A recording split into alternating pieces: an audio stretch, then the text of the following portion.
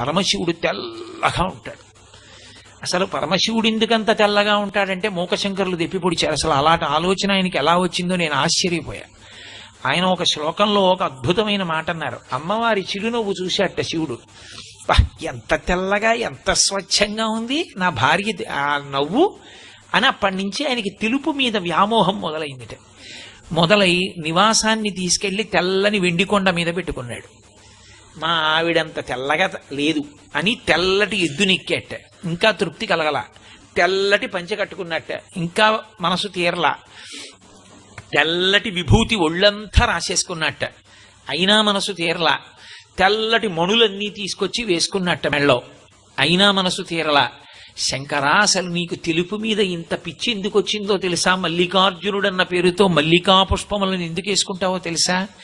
మీ ఆవిడ చిరునవ్వులోని శుద్ధత్వాన్ని చూసి ఆ